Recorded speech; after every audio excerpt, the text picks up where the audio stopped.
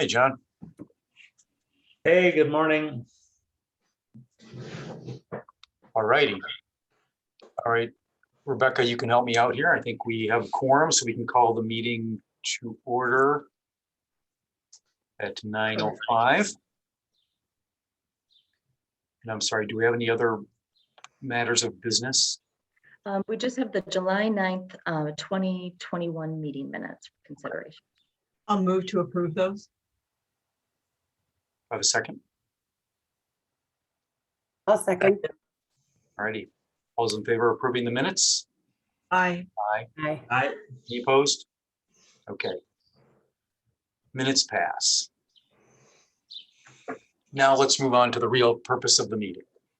Well, I'd like to introduce two of our guests today who are going to be providing the CDA with the presentation.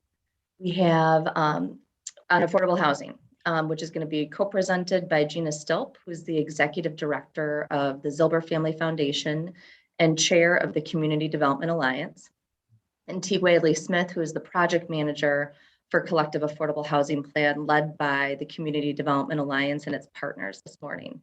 And I know that we're running a little bit behind schedule, so I'm going to turn it over to Teague, who you're welcome to share your screen, Teague, if you'd like, and we can get started. Yeah. All right, I'm actually going to hand it over to Gina for the intro here. Okay. Well, first of all, thank you all so much for having us. Teague and I have been working very closely for the past 8 months or so to move the Community Development Alliance in a sort of more strategic direction. And so we're very happy to be here today. We were really excited when we heard Shorewood was allocating additional resources for affordable housing. And we would love to be able to sort of spread our wings beyond the city of Milwaukee and bring our suburban partners to the table with us. There's a lot of room, as we all know, and you'll see some of the numbers are pretty staggering as we get through the presentation in regards to what the demand is. But I'll just start with a very kind of brief overview about CDA and why we're here, and then hand it over to Teague to actually get into the meat of our project and our proposal today. So we, the Milwaukee Community Development Alliance, or CDA, is really focused on a quality, affordable home for every Milwaukeean. We are you can go one more, Teague. We're an affiliate group. We're not a nonprofit, but we have been meeting for the past decade, mostly as a group of funders and housing and community economic development implementers to come together to say, what can we do collectively to improve quality of life very broadly in the city of Milwaukee? Over our 10 years working together, we did a number of projects that helped us leverage national funding, federal funding, and really start to look at some neighborhoods in Milwaukee that were disinvested and build some momentum around them. We've also worked on a number of research projects together over the years, which sort of got us to where we are today. So we invested in an organization called Data You Can Use here in Milwaukee that helped us with a project called the Milwaukee Indicators Project. This map here is a sample of some of the information that we're gleaning from that around disparity in housing, economic development, equity, health, and safety in the city. We've worked with the Wisconsin Policy Forum to go deep on where public money is being spent as it relates to affordable housing. And we just finished a second round of research for them where they looked at the nonprofit and for-profit sectors and helped us understand how many partners are investing, where they're investing, and what types of units they're investing in. And we also work with a group called Frameworks, which is a national nonprofit that helps folks like us who care about these issues talk about them more effectively. And so with all that work leading into kind of where we were, we said, what could we do to get more specific, more focused, more effective, sort of in our 2.0 version? And so in what year are we in? I almost said 2010. In 2020, we started to say, we all really care about housing, and we're hearing more and more about the disparity that we're seeing in our community. And so we kind of made a bold choice to say, let's move forward with a collective affordable housing plan for the city of Milwaukee. And so the partners here on the left are representative of our executive committee. We expanded our governance structure to be more inclusive of our public sector partners who are investing in affordable housing. And we're really thrilled to have participation from the WIDAs across. So we have Joaquin at the table with us. We also have healthcare at the table because it's such a priority for social determinants of health. We've got the private sector represented through the GMC, and then a number of our private funders are investing in this planning process, and will hopefully pony up when it comes to implementation as well. Great, thank you, Gina. Again, my name is Teague Whaley-Smith. Just a little bit background on me. What really drives me is I want to make Milwaukee the best place on planet Earth, particularly for families that have been left out of the larger social, political, and economic systems. And when I say Milwaukee, I mean the Milwaukee region, which certainly includes Shorewood and all of those that when we're out of town claim Milwaukee and claim the champion Milwaukee Bucks. So not just narrowly looking at the city, but broadly speaking, what Milwaukee means to all of us. My background is I did affordable housing work on the north side of Milwaukee, and then went into public service. So served as the economic development director of Milwaukee County, and then as the COO there under Chris Abley. And when I left the county, I was approached by the Community Development Alliance to work on a collective affordable housing plan. And I couldn't be more thrilled to finally be working together with all housing partners on how to make sure we have a quality, affordable home for everyone. I believe most of you are familiar with GARE, the Government Alliance on Race and Equity. And despite the G in the name of government, it's really a set of tools that can be used by all institutions to achieve racial equity. And they have something called the Racial Equity Toolkit, which outlines a process of how to develop policy from an equitable perspective. And of course, housing is policy and policy decisions. And so what I thought would be most useful today is to outline the process that we're using and some of the things that we have identified, again, because these are regional issues and housing is a regional choice, but then also prompt with some questions about where Shorewood is headed. And that will be a good conversation about how we might be able to partner in the future if that is where all of you want to head and you find some benefit to that. So on the left side of the screen here, you have the GARE racial equity policy process. So it starts with initiating a project, and in this case, it's the collective affordable housing plan, collecting data so that we're objective about that, and collecting data from both a qualitative and a quantitative perspective, engaging stakeholders so that you can make sure that the programs that you're designing are relatable and the best product that you can produce. And then you start developing strategies and the more detailed implementation plans. And of course, making sure you're planning for accountability and continuous improvement. So here's a quick overview of what our process looks like, and then I'll get into a little bit more detail. So we started this process in February by setting up the project charter, setting up the governance that Gina mentioned, and there's detailed reports on all of this if you guys are interested in more detail. February through March, we started the data process, again, from a qualitative perspective by looking at all of our resident-based plans and other reports about what people are saying about housing and matching that up with census data. And in doing so, we established 4 priority areas, which I'll mention in just a minute. And then in April and May, we set up a group of committees. We had about 70 people participate in the different strategy areas to start to develop and prioritize strategies. And that's where we are right now, is that we are in the drafting phase of the draft plan. And the goal is to get the executive committee to approve that this month so that it can be used for institutional budgets that are getting passed in the final quarter of this year so that we can start implementing many of the plan ideas in 2022. So once that plan is approved, that will look like a strategy plan that many of you have seen before, perhaps looks like a redevelopment plan as an example.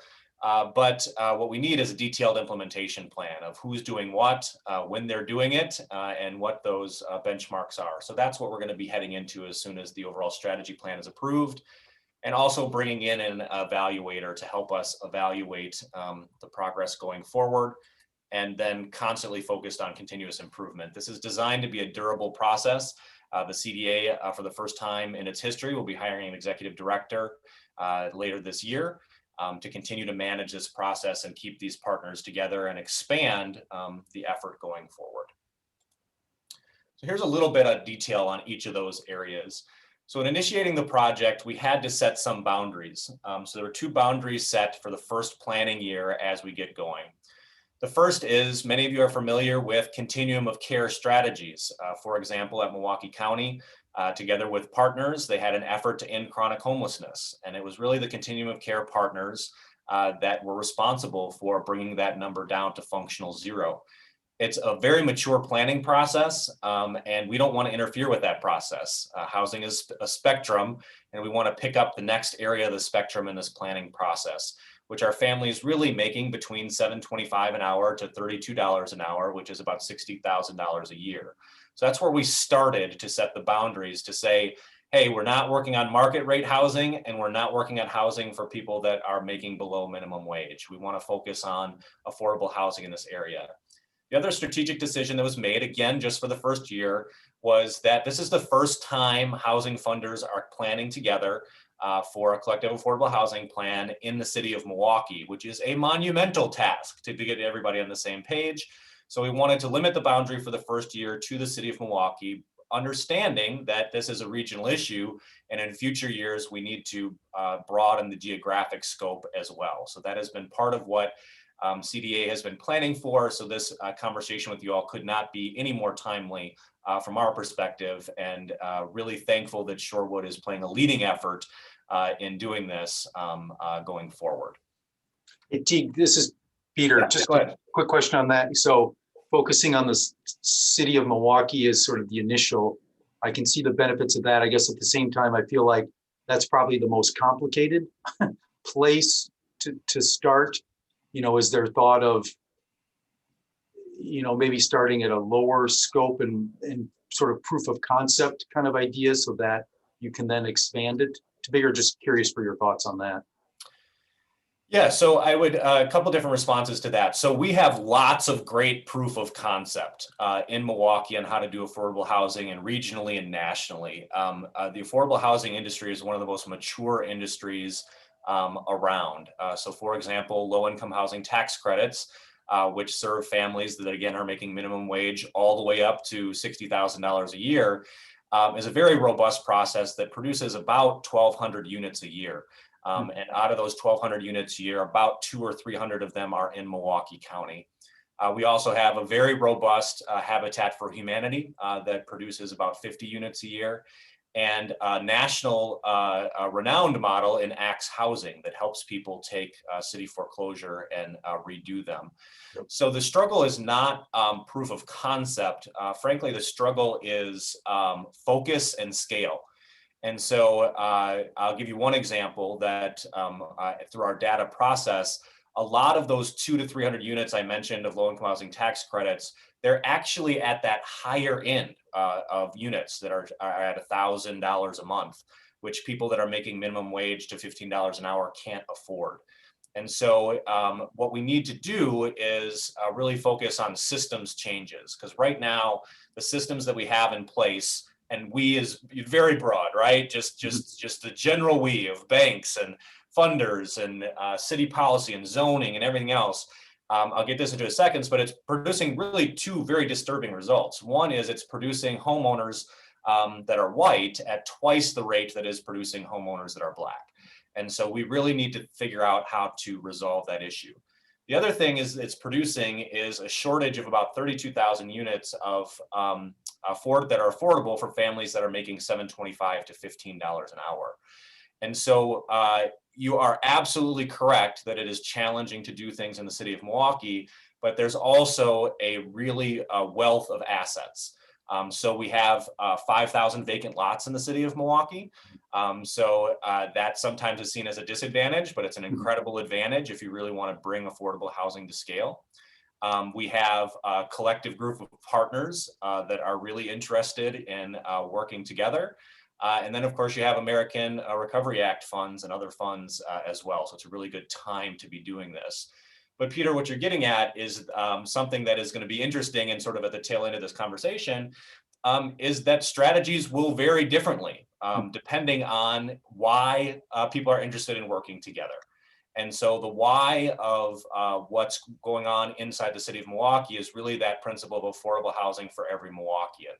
Shorewood's why may be very different, and will create its own set of challenges.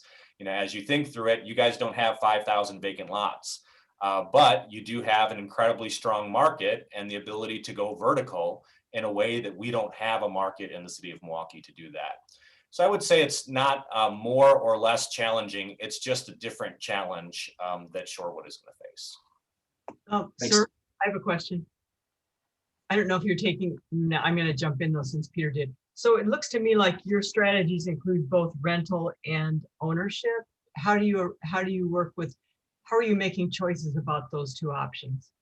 And I haven't heard you talk about like improving current, rehabbing old buildings. So, I mean, like what, there's some, like, how do you decide of all these areas, how are you going to choose? We're going to fix up a building that's really in bad shape. We're going to help people with rent assistance. We're going to help them own a home. Fantastic segue. So let me tell you a little bit about our process on how we got there and what some of those strategies are. So the first step is looking at data to decide whether you're going to focus on home ownership or renters and what segment of the market that you're going to focus on. So where our process is and where we may be a little bit ahead of the game in the city of Milwaukee is that groups like the Zilber Family Foundation, Greater Milwaukee Foundation, Northwestern Mutual Foundation have been working on residential plans for a while to get resident input on what they actually want to see. We are also a very well-studied area in this area. So there's lots of qualitative data about what people are saying about housing and some very good quantitative data as well. So let's talk about that quantitative data so that you can see how we started to make some of those decisions about which renters to focus on and which homeowners to focus on. So this is actually metro region area. So this would include Shorewood. It includes the whole metro Milwaukee area. And you can see what's happening in home ownership rates. So Black home ownership rates are actually going down from 33% in the 1970s to 27% in 2018. We don't have the same historical data regarding Latino homeownership. It's currently at 39.5%. But you can see at the same time that Black homeownership went down by 7%, white homeownership went up by 7%. And this isn't because of mass production of new units. So there are things going on in the market. There are systems that have been created that result in higher white home ownership. And we know some of this, right? I heard that you guys have talked with Reggie Jackson about some of the historical factors. There's certainly age of infrastructure issues, there's banking issues, there's all kinds of root causes why this might come about. When we started to quantify that, the number is, at least in the city of Milwaukee, 32,000 Black and Latino homeowners. We need systems to produce 32,000 new Black and Latino homeowners. If you look at the metro area, that number is about 42,000. So that's one area that you can start to look at to say, well, what does the data say? Who are the homeowners that need to support and who are the homeowners that are already being supported by existing systems? Sorry, that 32,000 is to get up to the equivalent home ownership rate. Is that correct? Yeah, to achieve racial equity in housing, home ownership, you would need in the city of Milwaukee 32,000 additional Black and Latino homeowners, and in the metro Milwaukee area, you would need 42,000 to achieve racial equity. And I'm sorry, are there any percentages, like as a percentage increase over current or something like that? What sort of jump are we talking about? So as on the graph here, from a metro area, you would have to, the current Black homeownership rate in the metro area is 27.4%. And so if you want to achieve racial equity in the metro area, you would have to move that number from 27.4% to 68.5%. So you almost have to move that number by 250%. Yeah. And for Latino home ownership, you have to move that number by approximately 150%. No, less than that, about 75%. So that's the kind of scale we're talking about to achieve racial equity. A quick question back to your point about Shorewood's attributes or a strong market and that we can go vertically. If there's a feeling in the community against going vertical because we like the small village aspect of Shorewood, and you don't want to go vertical necessarily, what options do we have? Yeah, so you're asking a lot of operational questions, and I'm not still sure about why Shorewood is interested in doing affordable housing and interested in doing racial equity work. And so what I would really encourage you all to do as a community or as this group is to really focus, why are you interested in that? And I have some questions that it can get to that. So I don't have an answer to those operational questions. I think that's the really hard work that needs to be done to start at a point. So for example, is your why from Shorewood a quality, affordable home for every Milwaukeean? And if that's your why and you want to join the larger effort, that will help identify some operational things that you can do. So hang on with me for just a few minutes here, Ms. Stokbrand, and I'll certainly get to those questions. So on the rental side of the equation, it's a very, also a very interesting analysis. And this is something that Shorewood might be interested in doing for your particular community, but this is done on a bigger area. This is done on the city of Milwaukee. Is that we technically have enough units, but they're at the wrong price point. And so what you see on the left-hand side of here is a breakdown in the color bands. We have, for example, 36,600 families that are making less than $8 an hour, and affordable for them means $0 to $400. And so there are only 11,800 units that serve those families. So in an ideal world, you would want to see a perfectly dark blue bar on the left and the right-hand column. You go up, families making $8 to $12 an hour, you would need another 18,500 units. And so if you add those two bars together, you want to see this number over here, but instead it's down here. And if you start to do that calculation, it's a similar number. There's 32,000 units needed of additional housing for families that are making $7.25 to $15 an hour. And Teague, this is likely to be a stupid question, but so does that, by definition, mean that people are they're paying beyond their means to be in a place? That's exactly right, Peter. Okay. So based on our conversations with stakeholders, we believe two things are happening. So this calculation is done by the national standard that you don't want people spending more than 30% of their family budget on housing. And so for those families that don't have units that are available, they're spending more than 30% of their household income on housing and have to forego other quality of life things like food, like clothes, like car to get to work. So that's what's happening. The second thing that we believe is happening is that people are doubling and tripling it up in units because they can't afford the rent themselves. And that might be a very effective strategy when we were, college students or before we got our first job. It's not a great way to house families. So that's the second thing that we think is going on. Thanks. Yep. All right. So that's the data side of the equation. And based on that, there were 4 strategic areas that have been identified.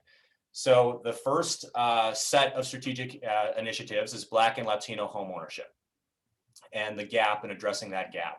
And what stakeholders told us is that we need to do 2 things. We need to have offensive strategies to increase that number by promoting homeownership, working on production of units, and purchase. The second thing you need to do is have defensive strategies related to making sure that homeowners aren't getting displaced and have the resources that they need, looking at the property tax burden, et cetera. So you hear often we're doing our planning, homeownership, offense, and defensive strategies. And the same is serving rental units for families making $7.25 to $15 an hour. We have a offensive need for units. We also have a defensive need to make sure that we're not losing the rental units that are in the market currently.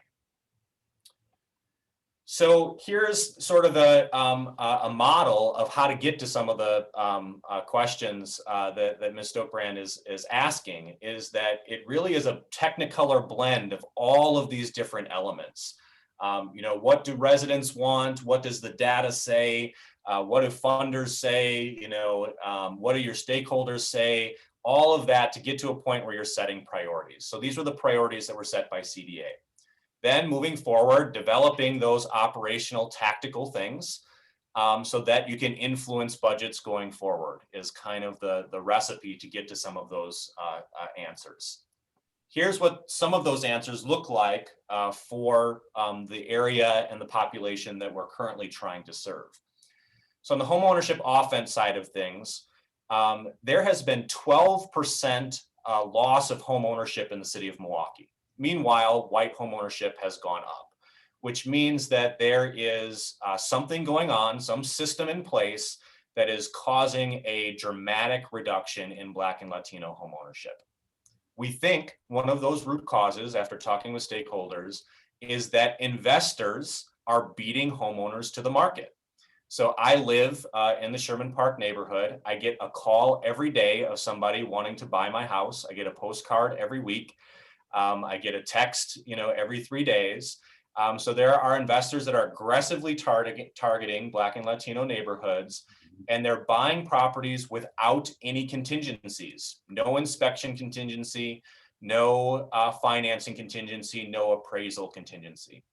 And of course, they can do that because they are making large portfolio purchases. And if they guess wrong on the condition of one unit, they can make up for it in other areas.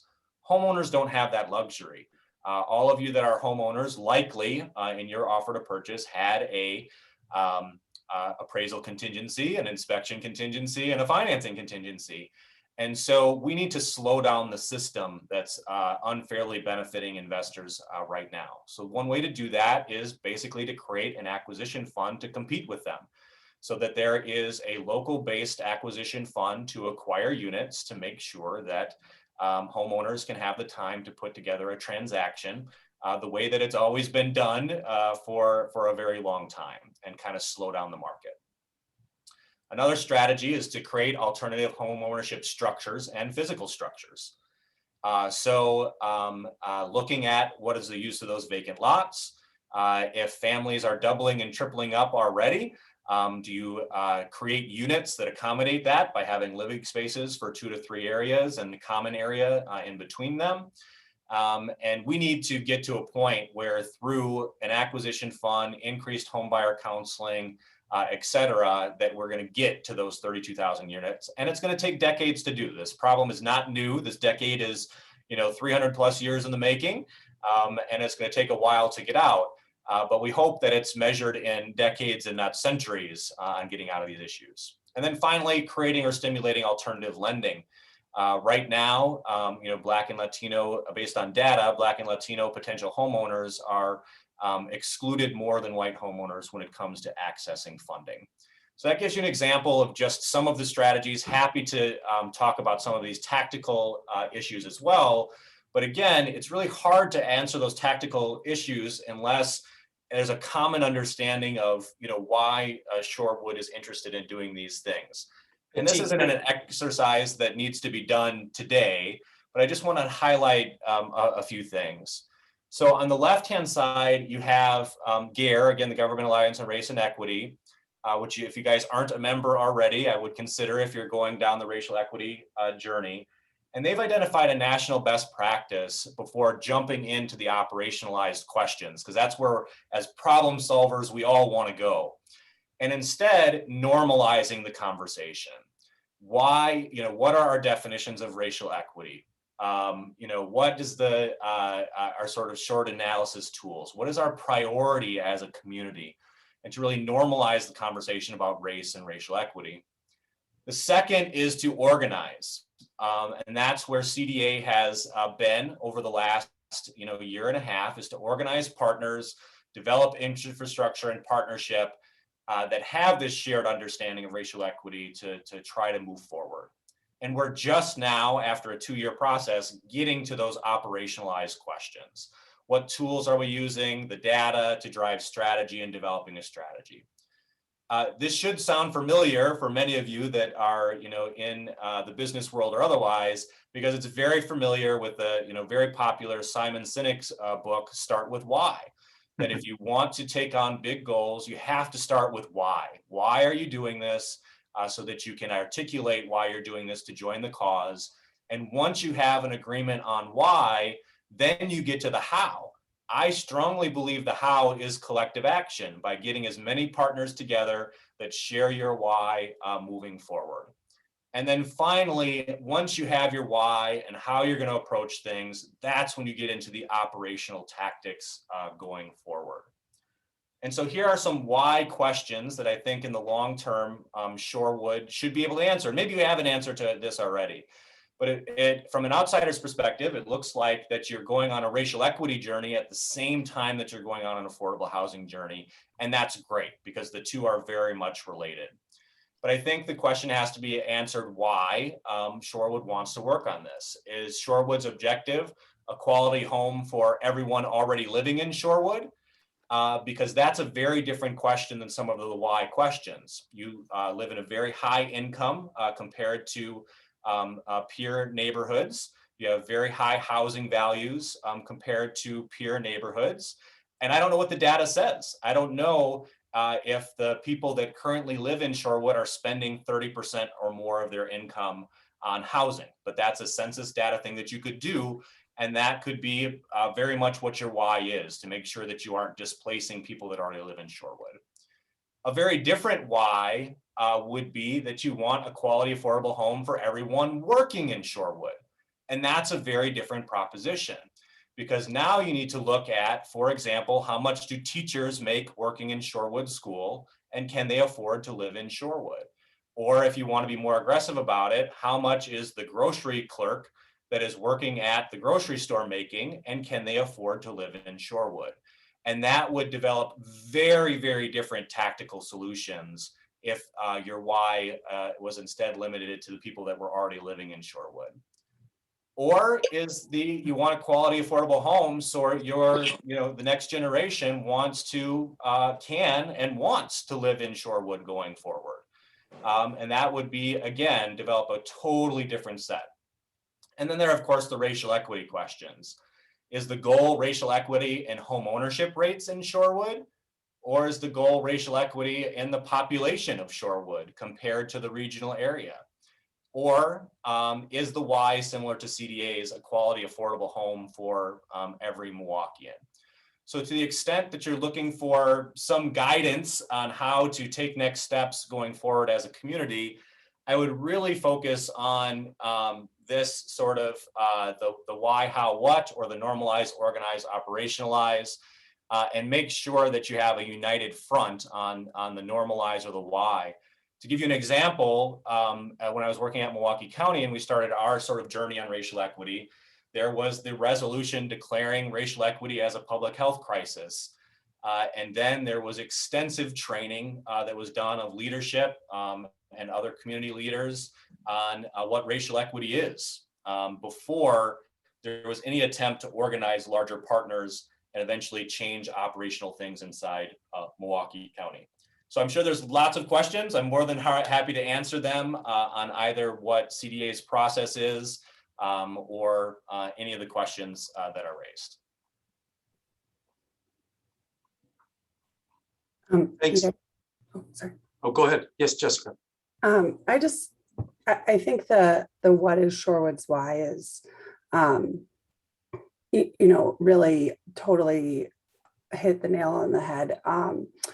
For me, I don't have that exact answer, and I don't know what obviously the rest of the CDA thinks, but I think one of the things that there are residents that are struggling with currently in our community, and I'd be interested to hear your thoughts too on this, Teague, is property taxes and what percentage property taxes and your mortgage payment should make up, because that 30%, when you factor in an extra easy $1,000 a month on property taxes, would definitely put a lot of people over that ideal percentage. But I think, as a committee, we really need to really dig in together what is Shorewood's why, because I think we saw this golden opportunity and really jumped on it, and I'm proud of us for that. But I think we haven't really analyzed that why. And so I think Thank you, because I think that that's a really important piece of the puzzle that I sort of feel like have been missing. So just quickly on the property tax side of things, and I agree with you, it is the why question. The why is the hardest one and takes the longest to get to. And again, you may have that exact issue of making sure that Shorewood maintains affordable going forward. I mean, we've seen ridiculous house pricing increases across the country, and it's something that you guys should keep an eye on, maybe in addition to your racial equity goals going forward. So I think that you have to answer that why of affordability, but also that why of racial equity going forward. So property taxes are overly burdensome in southeastern Wisconsin because of the way that state formulas for revenue sharing and other efforts are in place. That's why regionally Milwaukee County and the city of Milwaukee have been looking at a sales tax going forward. Many communities are able to solve this specific item that you addressed of families that maybe are on a fixed income that can't afford the property taxes. Many communities are able to address that very, very directly by changing the property tax rate for low income or fixed income individuals. In Wisconsin, it's generally accepted that that's not allowable under what's called the uniformity clause on property taxes. So the city, MKE United, which is one of the partners at our table, created an anti-displacement fund to privately raise funds in order to support low-income homeowners that are in that circumstance. But there are also other strategies that need to be pursued going forward. I think, as you're considering your why going forward, there may be different whys when it comes to affordability and when it comes to racial equity. Shorewood is in a better position as far as racial equity and population than some of the other suburbs, but not anywhere close to sort of the population demographics of the region as a whole. And so if you were to develop a strategy for assisting people that are already in Shorewood, it obviously would not help you reach your racial equity goals. So some of those things are going to be in a little bit of tension. Thank you. Yeah, I mean, it feels like I guess just everything else in life that you can't do everything and that, but I don't know what our exact why is. And so I think to your point, helping us, for us to figure that out will help us prioritize what's the most important why.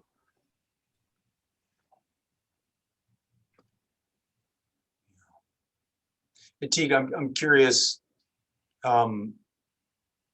best case scenario from your perspective and Gina's, I mean, it would seem like Shorewood, we could proceed on our own path, our own why, our own how, and our own what. But again, we're part of a bigger ecosystem here. And I guess, I mean, I don't know that we could ever come up with something that would be sort of diametrically opposed to sort of larger effort, but it may create some friction. So just curious for your thoughts on, as you think of the other communities that are here, is the thought that each community is going to address it themselves and their unique situation? Or again, are you looking for this partnership where there's maybe you're providing higher level strategic guidance and sort of helping that the overall approach is consistent and additive? Again, that's a lot, I know, but I'm just trying to think about our own world versus the bigger world. It's a great question. It is the question for our region, right? Are we going to continue to work in silos, or are we going to work on issues from a regional perspective? So I would say if Shorewood decides its why is a quality, affordable home for every Milwaukeean, we would love to have Shorewood at the table. And then that makes your organization and operations much easier because there's an infrastructure that you're just attaching to rather than creating your own. So I think there's some significant advantage to that. And then figuring out, what role Shorewood would play in that. You guys are ahead of the game in a lot of the issues related to Black and Latino home ownership. And let me give you some examples why. Is that there are several people in my neighborhood that are Black that send their kids to Shorewood because you guys have been known for quite some time as open to students of color from the city of Milwaukee. And so what would it look like for those families to actually live in Shorewood, and then you're not disrupting, the sort of the fabric of Shorewood because you're working with families that are already there and figuring out they would love to live in Shorewood. They can't afford to do it. And so that would be a strategy where you could join the effort of a quality, affordable home for everyone and work on bringing down the cost for Black and Latino homeowners to move into Shorewood. And I know that sometimes people get very scared of, focusing on one particular racial group. And so let's just pause and talk about that for just a moment. I and everybody else in school was talking about Dr. King's great words about judging people on the content of their character.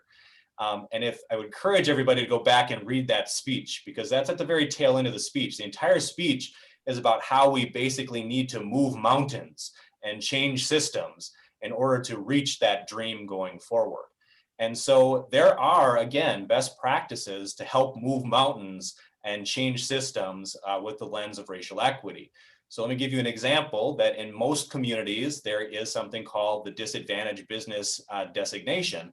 And this has been going on for decades and has withstood all sorts of challenges to say that, let's be honest, that there are businesses that are at disadvantage, and by default, most Black and Latino businesses are at a disadvantage because they haven't had the same privileges as white businesses through the 200 plus year history of our country. So that type of principle is being applied to housing to say that we need to say that there are disadvantaged homeowners or potential homeowners, and let's develop strategies to do that. And there's a presumption that Black and Latino homeowners are in that category. And there could be other disadvantaged categories that get added to that as well. And so that could be a very viable strategy for Shorewood going forward, is to figure out how to use your TID dollars and figure out how to pass constitutional scrutiny and buy down the cost of Black and Latino homeowners that come into Shorewood. You could even do that on a strategy of, for example, make it race neutral and say that you're going to be working with families who are part of the transfer program into Shorewood High School or whatever else the case may be. So I think there's a lot of good strategies that you could continue to play. Right now, your role in home in home ownership is part of the housing ecosystem. So that could be a role that fits very nicely. I think you do have your biggest issue right now is nimbyism. And I don't know any other way to say it, is that you've seen it already with the market rate stuff that you've put up from a density perspective. And that is just going to be amplified going forward. And so you as a community have to figure that out as well, because if you are willing to do more than just Black and Latino ownership in single family units, and instead think about condo ownership for families, then you can really accelerate your role in that. So I think there's a sweet spot, Peter, where you don't have to go this alone. You can take advantage of the data resources and the brain power and the partnership of other people and potentially attract additional funding to add to your TID dollars to be able to do some of these things. But to be completely candid, it should be related around Black and Latino home ownership or serving families that are between $7.25 and $15 an hour. It's going to be very hard to attract a larger partnership if your individual affordable housing Y is focusing on $1,000 units or $300,000, $400,000 homes. It's just going to be harder to build a larger partnership. Thanks. Just out of curiosity, so that process of the why, I agree with you. I love Simon Sinek's. I think about that all the time.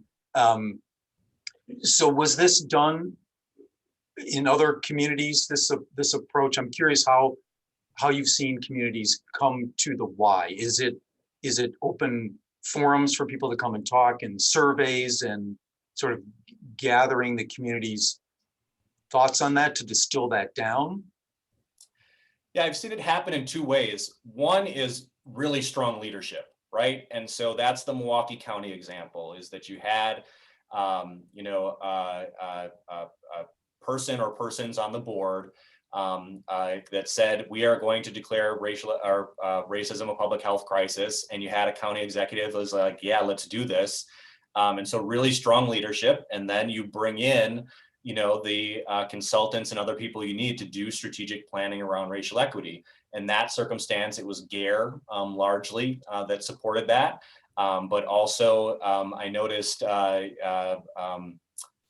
of the other folks, Nurturing Diversity Partners, was on the line for a minute, and other people to do that strategic planning. So I said, say leadership is one way to do it. The other way to do it is, there are great examples of long-term city plans. Minneapolis is an example. Portland is an example. People that have done a very, very broad-based community planning process. But that, that is going to get complicated for you guys, because if you do a community-based planning process, and you limit the definition of community to Shorewood instead of the definition of community to be the regional area, you're going to come up with two totally different answers, whys, et cetera, et cetera. So that's really your biggest decision going forward, because people move to Shorewood because they like the way it is, right? Now, whether, next generations are also going to choose to live near Shorewood or in Shorewood is a different proposition.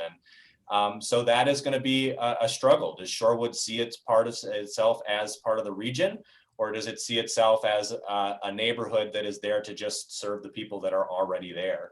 And that's going to determine a lot of your strategy going forward. Yeah, sorry, Kathy, go ahead. I think you're muted. Thank you. Sure.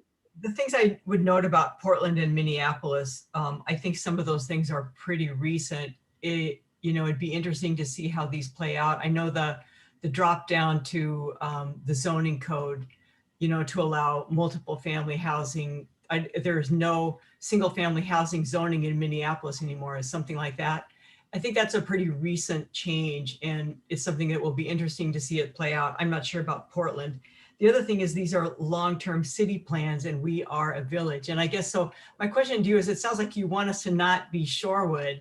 I mean, it almost sounds like we want to go like Miami-Dade, you go really metro, but still be Shorewood. And we also have a planning department of 1-2 people. So, I can see your point about nimbyism in Shorewood is a problem. That's your contention. And, but I just wonder about, my feeling is we still want to be the village of Shorewood.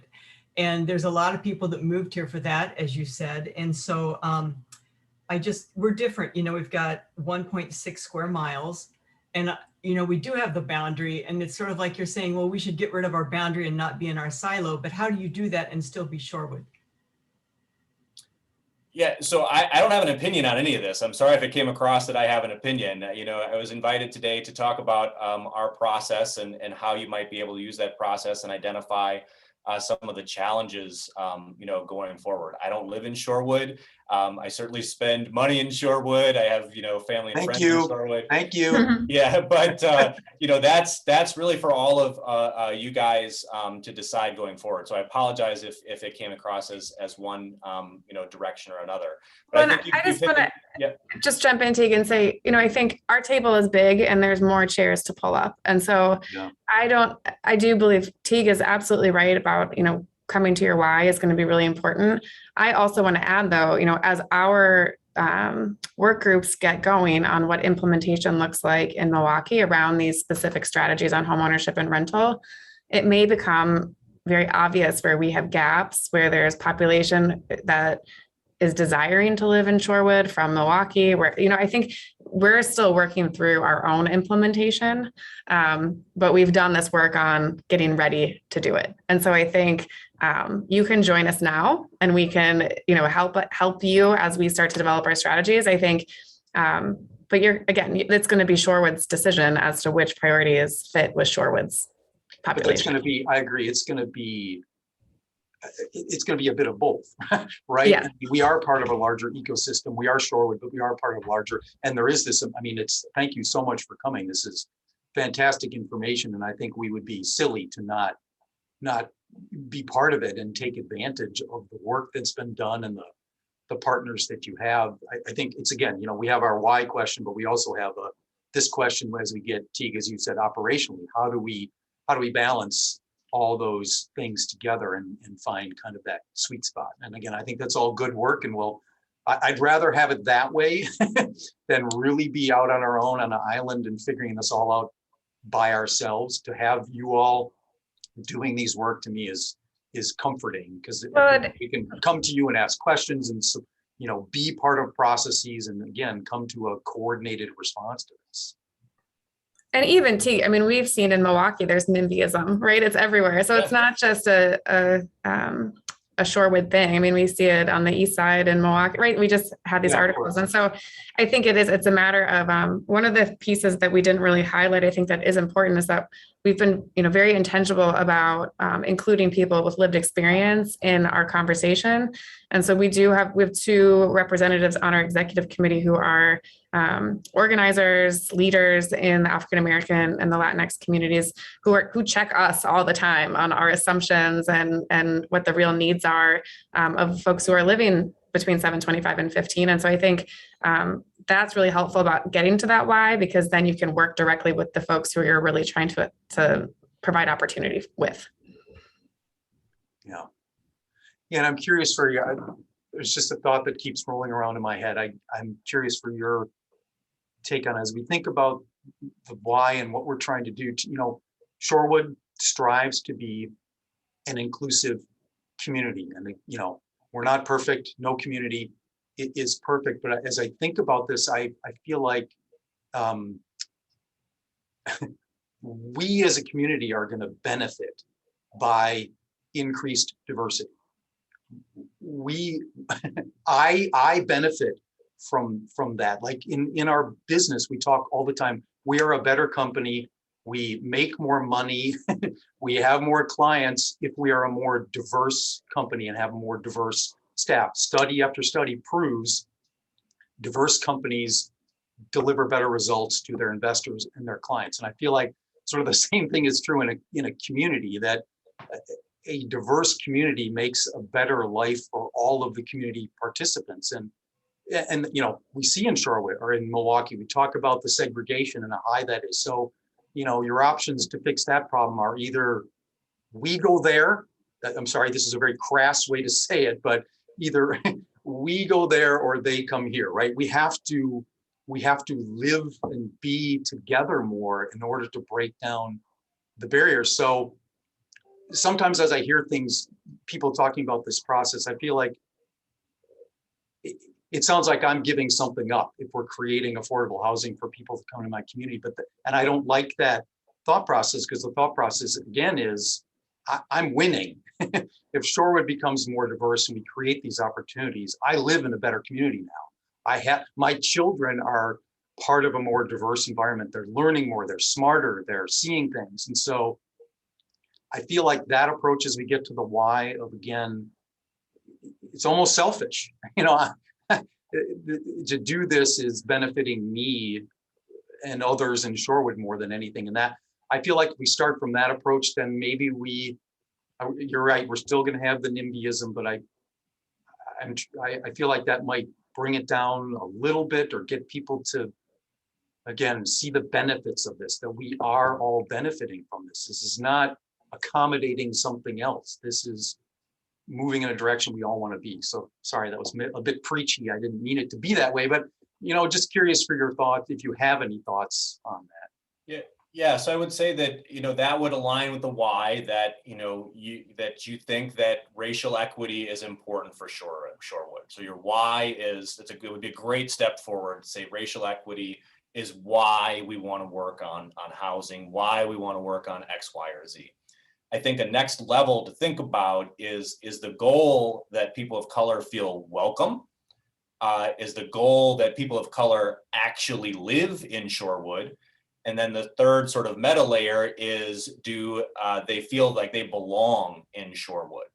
And so as you're crafting your why, if you go down racial equity, I think that those are sort of layers, right? And the base layer is, do people feel welcome? But, you know, a great way to take that to the next level is, do they actually live in your community? And what are the strategies from a housing perspective, from a school perspective, from a space perspective, from a policing perspective? Do they actually live in your community? Would be another benchmark that you could set. And then, do they actually feel like they belong? And there's some great data and research out there to measure whether or not people feel like they belong going forward. Because I agree with you, Peter, that there are a million studies out there that show that not just companies, but communities that are more diverse have higher outcomes in a lot of different metrics. So that would get you closer to a why about why you want to work on affordable housing, because it's in the context of making sure that people either feel welcome in Shorewood, they actually live in Shorewood, and they feel like they belong in Shorewood. Thanks, Steve. Peter, it's Rebecca. I didn't know if you wanted to entertain any questions or comments from the public. Oh, yes, so absolutely. If anybody has any questions or comments, happy to take those. And I'm sorry, if I miss a hand raised or anything, Rebecca, just let me know. Sure, we have some India McCants. Great. India, if you want to unmute yourself. Hello there. Hi, thanks for taking my comment. I really appreciate the presentation, Teague and Gina, and I also appreciated Kathy Stokebrand's thoughts around nimbyism. I'm wondering two things. One is there an example? I apologize, I joined late. Is there an example of a community somewhat like Shorewood that has taken incremental steps towards a why? And how do we, when our village trustees voted unanimously to support the TID for low-income housing, how do we keep with that part of our mission and at the same time entertain what's going on down the end of my block, a new 4-story luxury apartment building with very high rents? And I don't say that as in dissing it, but sort of keeping to both sides of who we are as Shorewood. Yeah, and the first question about you know, sort of a similarly situated suburb that has gone through a process like this, I haven't researched that issue and I just don't know. I will say that there is a suburban community that has successfully brought in both Black and Latino homeowners and serves people, you know, from $7.25 to $15 an hour, and that's Brown Deer. Now, Brown Deer, of course, from a physical perspective and the age and when it was developed and the density is very different. But we do have a very local example of somebody who has done it very, very successfully going forward. So they might be somebody to talk to going forward. And then on the second question, it is a really interesting puzzle to solve. If the why of part of the why of Shorewood is to maintain maintain the density and geographic character, and that why is more important than racial equity or a homeowner for every Milwaukeean, then you've got to really, you're really limiting your operational strategies going forward, and you're making them very, very, very expensive. So let me just give you an example. I don't know the average price of a home in Shorewood, but let's say it's $300,000. You know, to make that affordable for a family that is making $60,000 a year would require a $150,000 subsidy to get you there. And there's not a lot of help that you're going to get from federal, state, or other governments in order to do that. It's not where their particular focus is. Whereas if you were to pursue a strategy with density, and develop, more modern units that are smaller, those units, the cost to produce those units are about $160,000. And so now you're looking at a subsidy of $40,000 per unit rather than $100,000 and whatever the case may be. So those are the kind of considerations and give and takes you're going to have to consider. And I think many of you are aware of this, but if any of you have not read Color of Law as an example, that does a really strong example of showing how in the 1960s we really screwed up by the way we provided home ownership through the GI Bill and through FHA mortgages, where at that point it actually said in the maps, don't lend here because there's Black people here. Well, there are many people that believe that 60 years from now or 40 years from now, people are going to look back, and just like we look back on redlining and say, oh my God, what were we thinking? There are many people believe that our current red line is what's called exclusionary zoning, is to say, hey, we're being race neutral here, but we're not going to allow you to build smaller units. We're not going to allow you to build newer units, et cetera. And so I think if you go on your racial equity journey and start to normalize some of the conversation and establish, what is the ranking of your why between racial equity and the current density, that's going to be a really major conversation. And you might not get everybody on board. You might have to, democracy is meant to try to get to a cohesive solution, but at the end of the day, majority rules. And you might have to make some tough votes depending on which way, go that direction. So I think you're starting to get to some of the really tough conversations that are going to need to be had in order to establish a why to be able to spend that. And Gina's point is well taken. The table is very large here. We're not here to push any strategy on anybody going forward. If we can help you on that journey by providing, technical assistance or conversation or just having representation at the table to however you guys want to help or however you guys want to participate and keep the conversation going. We don't want this to be the last conversation. And so whatever we can do to support you, but again, we're also dealing with limited resources and limited time too. So we are going to encourage you to focus on Black and Latino homeownership or serving families that are making $15 an hour. And we, just want to be sort of upfront about that, but that doesn't mean we can't brainstorm in strategies and help you with your why if it's slightly different. I just want to add to India's question around peer cities is that, we at the front of this process hired the Wisconsin Policy Forum to do some of that research for us. And they did identify peer cities for Milwaukee. And for me personally, that was very, just really eye-opening to see how other cities' affordable housing plans look. And so I wonder if that's something that you're really interested in, if the policy forum might do like an add-on to that laying the foundation report where they could look at some, suburban communities around, for example, Minneapolis, who have then done some of that work. So I think, there's certainly research that could be additive to some of the inquiry we've already done. Super. Thank you both.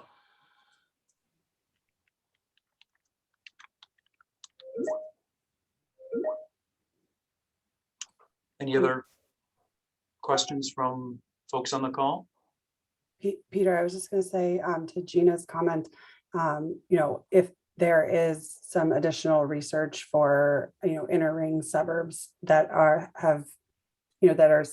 similarly sized to Shorewood with this, comparable communities that were identified, I do think that would be helpful for us to just sort of visualize and understand what they've done.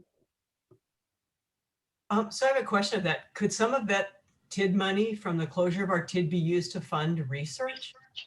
I mean, my understanding is we have to spend the money in Shorewood. So for us, when you say, affordable housing for every Milwaukeean, we can't put money into housing in Milwaukee is my understanding. So I guess one thing that's sort of confusing to me is if a goal is to provide affordable housing for every Milwaukeean, does that mean moving them out of Milwaukee?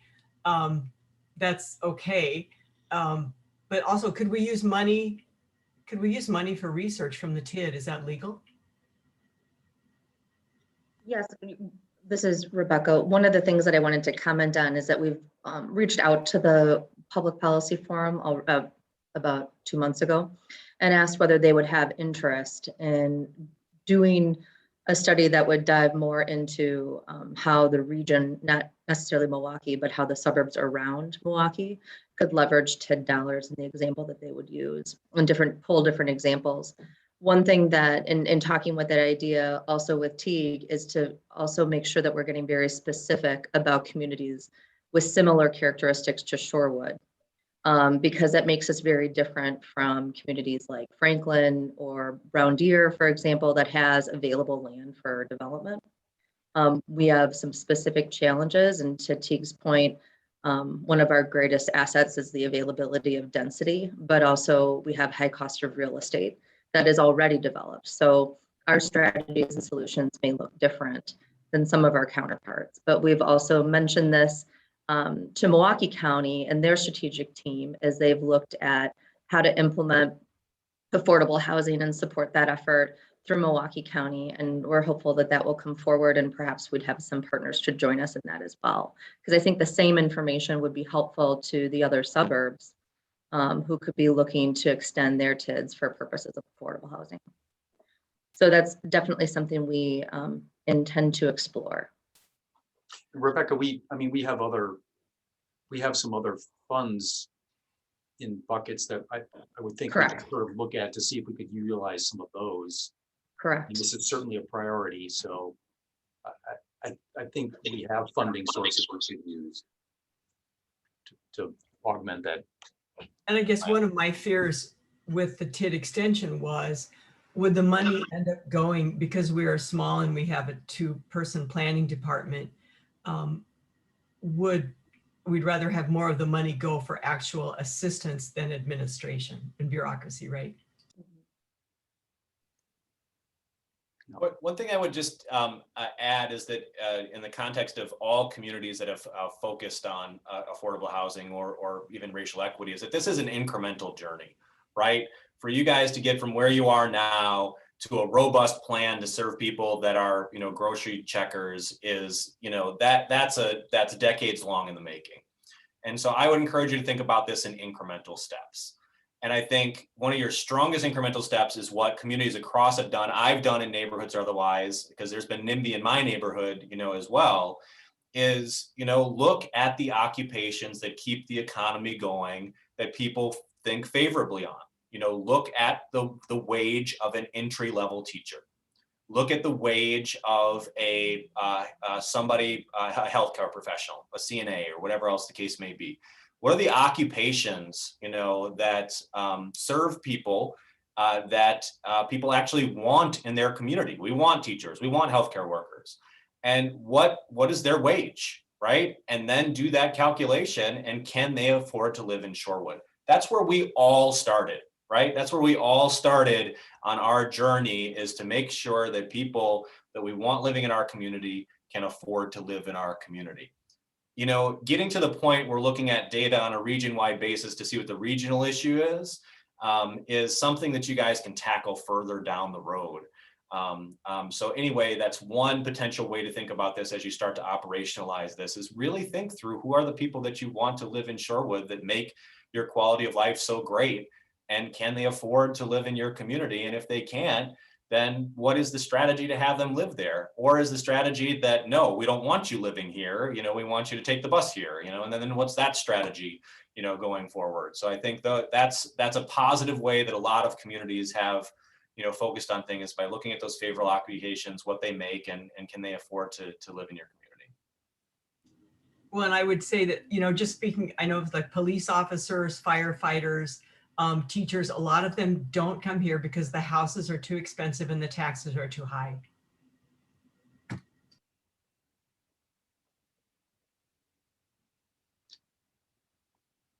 Well, good.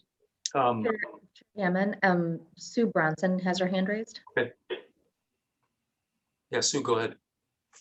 So I really appreciate the focus on equity. I think that's super important. And I also really liked the idea of focusing on who we want to live in Shorewood. And to me, it's not only the occupations, but the people who have been in Shorewood for a long time and would like to remain in Shorewood. So I also want us to think about the fixed income older residents who have been participating, whether it's business or shopping or children in school, et cetera, for a long time, and not forget them in this diversity that we're looking for to make it a wonderful community. We want all ages.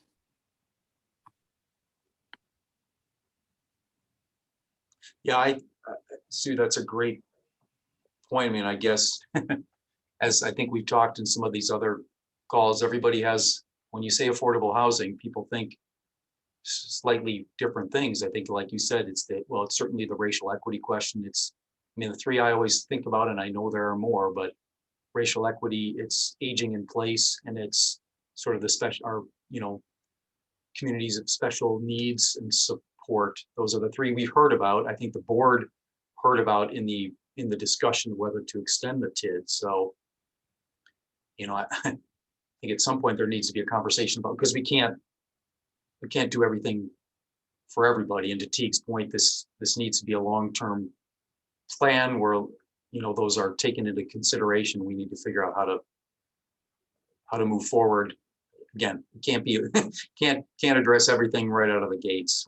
So I agree, that's something we need to have a conversation about and come to agreement on.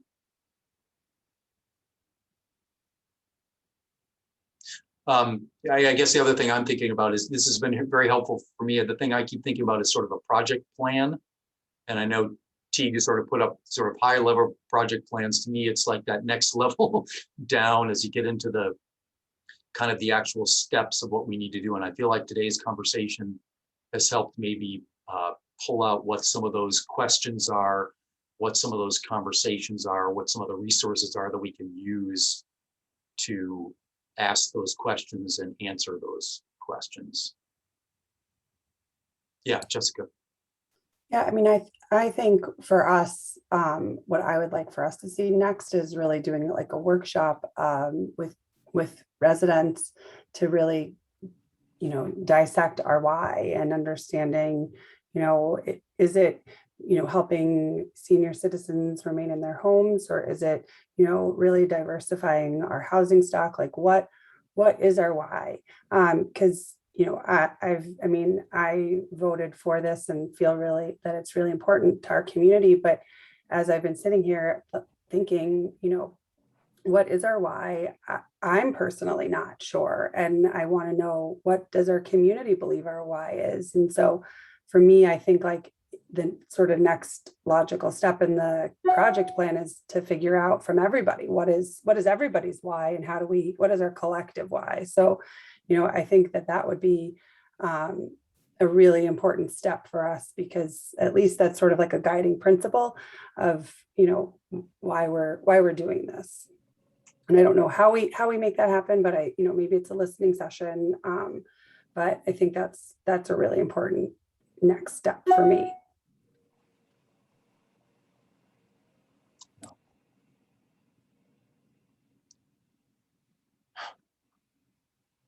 My head is spinning. Same. In a good way. Yeah, I have lots of thoughts. Lots of thoughts. Again, any other questions from a larger group? Pete, I can't figure out how to raise my hand on Zoom. I don't know, but I did have a question. Yes. I really appreciated, I didn't hear the very beginning, but I appreciated Teague's presentation and the way he connected, belonging and policing and schools. It's to try to focus on this on one area, I think, is not the most holistic approach. So I think that we're kind of in a process where I think the community generally is like, yeah, we want equity, we want diversity, we want all these things. We want to be a better partner to the city of Milwaukee. We don't want there to be this line between Shorewood and Milwaukee in all of these areas. But now we're on to and we do need more definition on why and who, but now we're on in a couple of areas, the policing issue as well as the housing issue, we're now on to operationalizing. And that's a whole other different set of questions and planning and thought that's needed. But so I really do hope that as a community, we can, continue to be across multiple issues and functions, and not try to do it alone, with the CDA and the housing.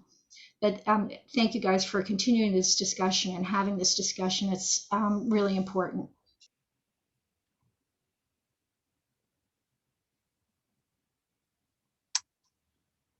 Okay. Well, Rebecca, we have lots of work to do.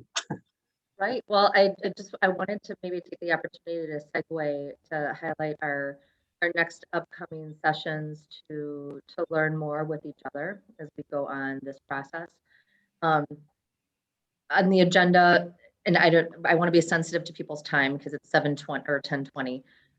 We put in there for the CDA's information, the Q2 financial report. Also on the agenda, and this was a link that was sent out to our growing list of stakeholders as well as the CDA. We have a landing page for this work that we're doing here now. And so Teague, if you would be so kind to send me your PowerPoint, we'd love to be able to share it on this page as well as the recorded copy of this presentation. So we know and recognize that there's a lot of conflicting activities in the summer, and we want to provide a clear roadmap. So as people find the opportunity to plug in or decide to plug in and join us on this journey, they can join us at each step that we take in the process. If you also go to this webpage, there is a resource list that the CDA had requested. If anyone from the public or from the CDA has additional resources for information and learning as we learn together that should be added to the list, please feel free to email me and we can upload it to that site. Our next session to learn together will be, and I know that he just probably dropped off the call, but with Reggie Jackson. It's a collaborative between with Nurturing Diversity Partners, which is his company, the Senior Resource Center, as well as the Shorewood Library, where he has put together a new program that he's doing based upon our request on Affordable Housing 101 to kind of learn more about the history. He is going to touch on the concept of NIMBY and how this impacts communities as they move forward in discussion, and give us another opportunity to learn. We're also looking back on the data and trying to refresh our memory bank from some of the housing work that we most recently done in our 2019 survey. We'll be asking that consultant to come back and provide a more focused presentation of that data and how it related specifically to affordable housing. Great. So as those dates become available, we're going to begin pushing them out to people so that we can mark our calendar. But in the meantime, I encourage you to go online through the library's website. You do need to register for the program. So any individual, whether they are a committee member or member of the public, needs to register for the program. So the presentation on the agenda is also hyperlinked. So it will take you there so that you have an availability to register for that. We're really excited.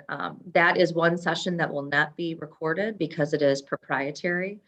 So I strongly encourage you to get that one on your calendar because you won't want to miss it. I saw a portion of the preview and Reggie, he joined us for the majority of our conversation today, just kind of in prep as he puts final touches on how to provide that opportunity to Shorewood. And that concludes my report. Thank you. Yeah, I know I'm going to have to watch this one probably 2 or 3 more times. So there's a lot of good information shared. Excuse me, Peter. So is that our September meeting? Is the Tuesday the 14th at 6:30? It's the Reggie Jackson event. There will not be another meeting in September. Is that correct? And I can respond, Peter. Right now we're working with Novogradac to see if there's an available date in September. But I will be in touch with the CDA if there's something that we land on to assess the CDA's availability. But the September 14th, Trustee Stokran, to your point, was scheduled to be that September meeting in place of the regularly scheduled. And as I learn more from Novogradac in terms of timing, I'll be in contact with the CDA because I know people's schedules are reacclimating with the transition to fall. And so we want to make sure that you're all available. We're not in quorum anymore, are we? And I just want to say, it looks like you guys are going on to other business. I'm going to log off here. Thank you so much for the opportunity to talk through these things. We really appreciate it. Whenever you need my time, you need me to show up, you want to call me no matter what. We love working on affordable housing, no matter how you define it. So please rely on us, and thank you for your leadership. Thank you, T. This was really, and Gina as well, super helpful. And I'm feeling a little more comfortable knowing that you're you're out there and we can reach out and collaborate, and you can also continue to educate us. So that makes me feel really good. Thank you, you. Yeah. Talk soon. Bye-bye. Okay, I guess we adjourned when who left? Who did we lose? Whatever. We'll have to go back and take a look, Yeah. but we can conclude at this point. Okay.